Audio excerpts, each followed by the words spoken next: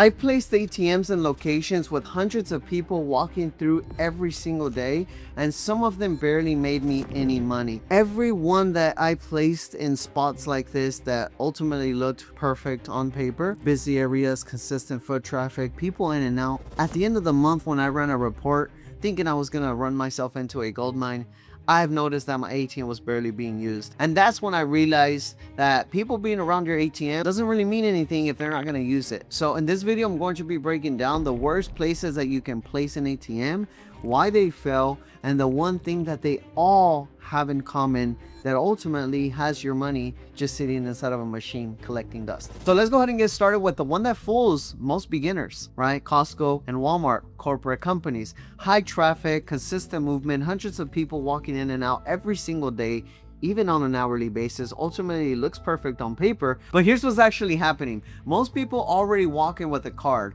The store also accepts digital payments, and there's already sometimes corporate ATMs inside of these businesses. So you're also kind of competing with the ATM that the bank already owns. And then on top of that, no one really walks into a Walmart or a Costco needing cash. They're either walking around, trying their free samples, or ultimately buying groceries for the week. There's no moment where people actually walk in suddenly needing cash. The traffic is real, but the intent is not really there. And once you start seeing it, you'll never look at a location the same way again. And that same mistake shows up in another place that looks even more obvious, but performs just as badly. So let's go ahead and dive into bad location number 2. That's going to be small barbershops and nail salons. Now you may be wondering, Juan, aren't these like the best type of locations?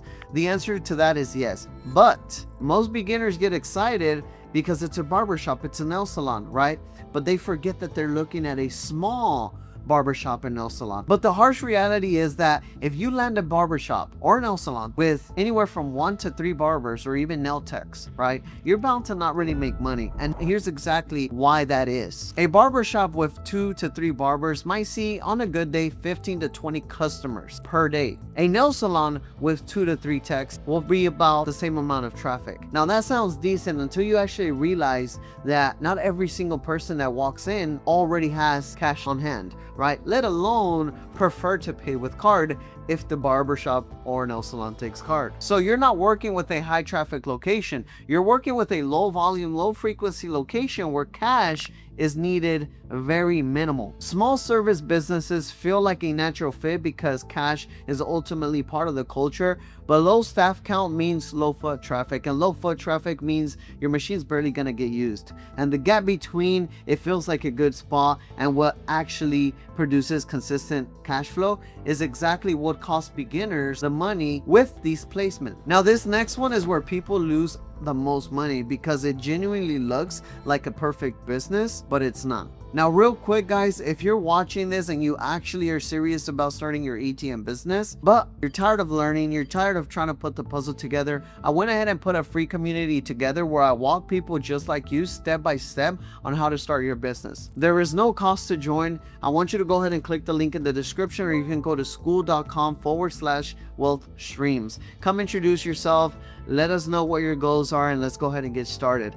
Now let's jump into bad location number 3. It's gonna be ultimately office buildings. I mean, thousands of employees, steady foot traffic. Sounds like a winner, right? But here's the reality. These are salaried employees, right? People with predictable income, predictable habits, right? They typically use their own banks or, online payment options like Zelle or Cash App. They are not the type of people who urgently need to pull out cash in the middle of a Tuesday. They're typically in a routine, right? The same building, the same coffee spot, same lunch hour, right? No really spontaneous spendings are happening within these office buildings. So there's no urgency. There's no moment where they suddenly need to take out cash. I came from working a structured 9 to 5 as well. I used to work at a car wash. I used to work in a factory. I used to work in the oil fields of West Texas, right? So whenever I was on my 9 to 5 grind, guys, the last thing that I was thinking about was pulling money out of an ATM.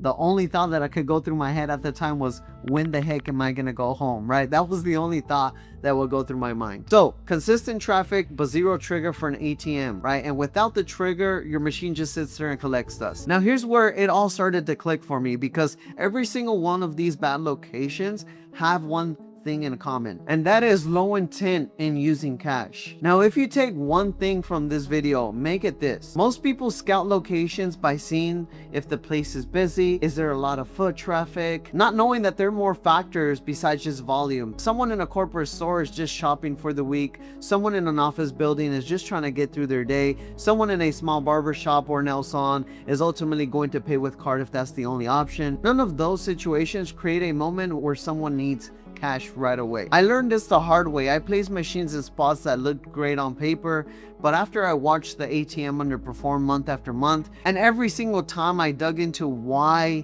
I kept having these bad locations, it was because the urgency for cash just wasn't there. So instead of asking if the place is busy, start asking, is there a reason someone would need cash inside of these businesses?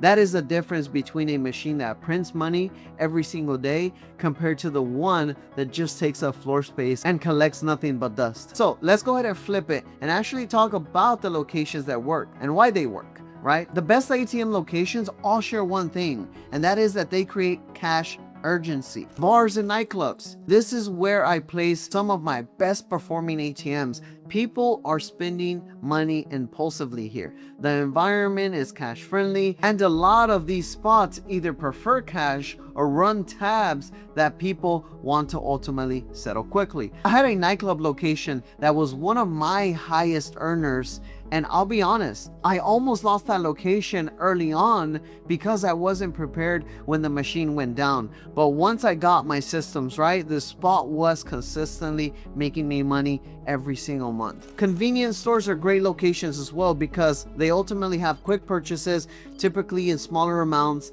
Cash is still very common in these type of locations because when people walk in for a lottery ticket, they have to pay with cash. I kid you not, guys, I have 55 ATMs and I hardly carry cash. I had to go to the gas station the other day to buy my daughter some snacks, and my mom calls me over the phone and she was like, hey, you know, can you go ahead and buy me a lottery ticket? I was like, sure, why not? I go up to the register, I throw the snacks on the register, I go ahead and ask the cashier for a lottery ticket. First thing that the person on the register tells me is, hey, you actually need to pay with cash for the lottery ticket. He's like, there's an ATM right around the corner. So there I go. I walk around the corner. I put my card in. I pull out 20 bucks. I pay a $3 fee to pull out cash. And I go ahead and give it to the guy at the register to pay for the lottery ticket. I would have never thought that I was going to show up to this gas station and use someone else's ATM. But that's just an example of how it happened to me. And again, I own ATMs. I typically have cash on me. I just didn't have cash during that day, right?